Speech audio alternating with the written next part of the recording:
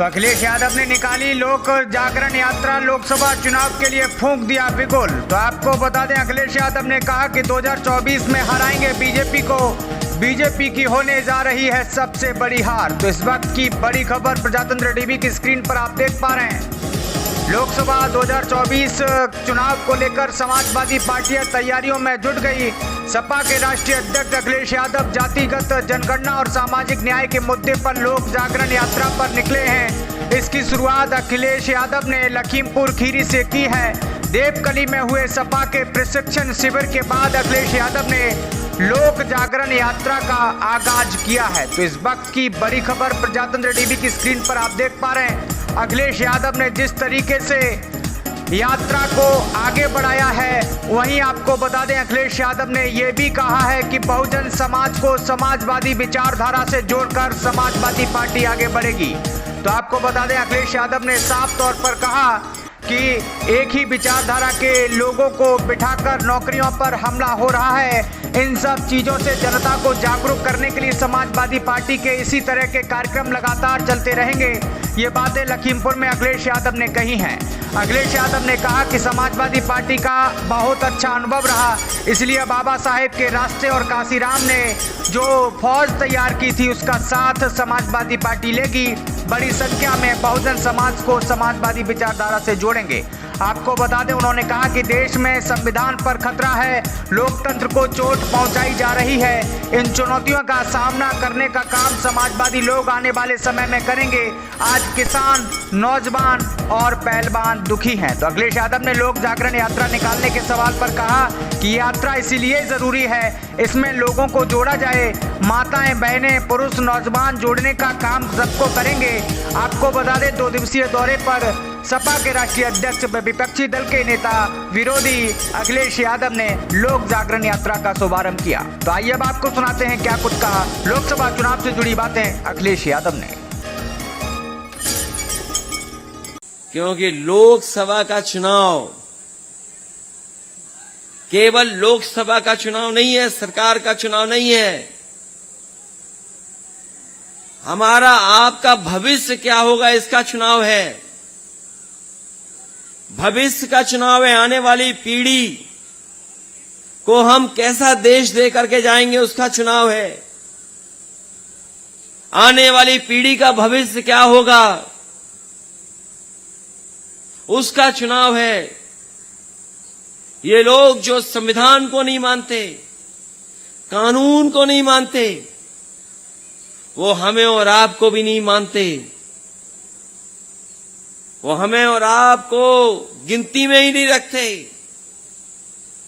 इसलिए भविष्य का चुनाव है, देश के भविष्य का चुनाव।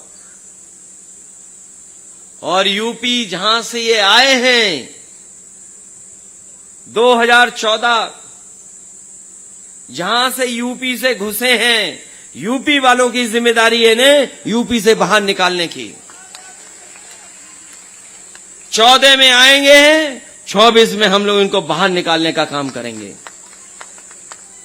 पुराना हिसाब किताब है हमारा और आपका और इन लोगों से।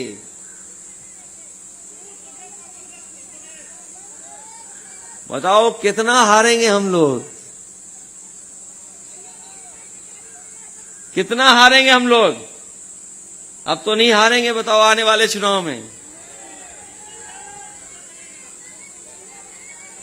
और हम अपने लोगों से कहेंगे और अपने मतदाताओं से भी, लड़ाई बहुत बड़ी है, कोई नासमझी मत करना। नासमझी का मतलब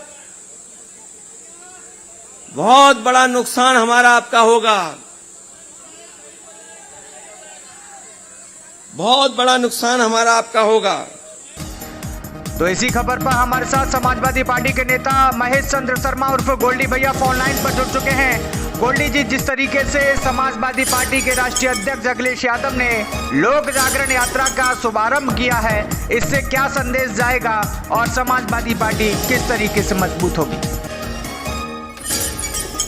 इसमें समाजवादी पार्टी हर जब कमजोर से कमजोर हो, गरीब से गरीब हो, किसी भी जाति का हो, हर आदमी से हमारे माननीय राष्ट्रीय अध्यक्ष श्री अखिलेश यादव जी ने उठाया है। मुद्दा कि हम हर आदमी को, जैसे बीजेपी सरकार के स्तर में, आप बीजेपी सरकार के स्तर में आना चाहते हो, तो बीजेपी सरकार ने केवल 2014 में जब सरकार आई थी, जब ये मुद्दा उठाया था कि हम हर जाति को, इन्होंने दबे कुचले एससी ओबीसी ब्राह्मणों का फायदा उठाया, ब्राह्मणों ने इतना संग दिया, इसका कोई जवाब नहीं बीजेपी सरकार को। आज ब्राह्मणों के साथ में क्या दुर्घटना हो रही है आप भी देख रहे हो। वृंदावन के अंदर उनकी 30 साल जिंदगी निकल चुकी है, 30 साल से जिंदगी उनकी उम्र हो गई, उनसे ज्यादा उम्र के लोग, उनके पिताजी वगैरह वो भी चले गए, उन पे आज बिल्डोजर चला रही है सरकार। उनकी पहले कोई स्टंप पे लिखापड़ी कचहरियों पे नहीं होती थी, केवल लिखापड़ी होती थी, तो मौत जवानी लिखापड़ी हो गई, कोई दिक्कत नहीं। आज बिल्डोजर उन लोगों पे चला रहे हैं। तो ब्राह्मणों के अंदर, हर जाति के अंदर सब बदलाव है।